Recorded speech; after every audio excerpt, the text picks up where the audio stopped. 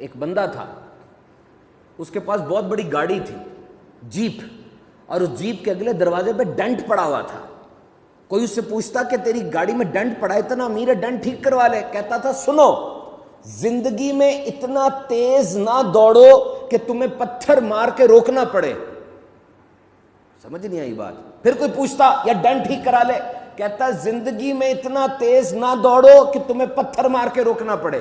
ایک دن اس کے دوست نے بٹھا لیا، یار تو کیا فلسفہ جھاڑ دیتا ہے، ذرا بتا تو صحیح اس کا مطلب کیا ہے۔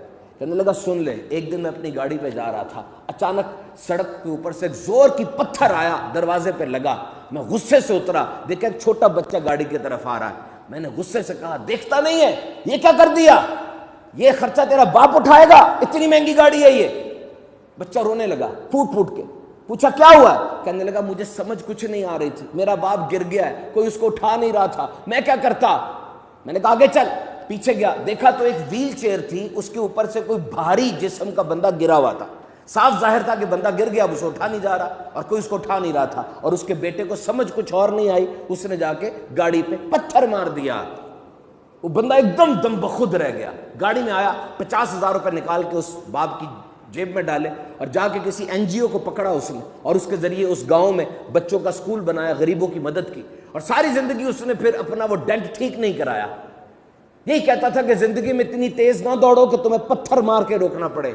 میرے محترم سامعین کرام، یاد رکھنا، تمہارے دل میں سرگوشی ہوتی ہے ایک، تم نہیں سنتے، پھر تمہارے کان میں کوئی آ کے بولتا ہے، تم پھر بھی نہیں سنتے، پھر تمہاری طرف پتھر پھینکا جاتا ہے، پھر تم رکتے ہو۔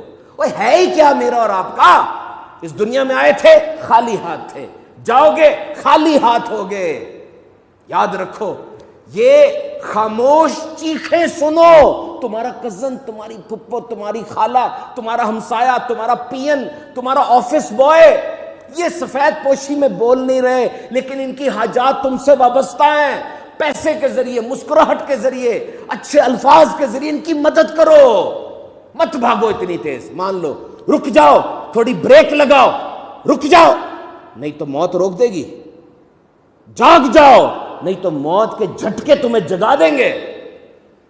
سوچو قیامت کے دن کیا ہوگا۔ مفلس ترین آدمی قرار دیا گیا اس کو، جس کی گردن پکڑی ہوگی، اس کا گریبان پکڑا ہوگا، جسم پہ ناخن چبوئے ہوں گے، پیشانی کے بالوں سے پکڑا ہوگا، میں تیرا ہمسایہ تھا، تو نے مجھے ایذا پہنچایا، میرے پہ ظلم ہو رہا تھا، تو ظلم روک سکتا تھا، تو نے نہیں روکا، میں محتاج تھا، تو مدد کر سکتا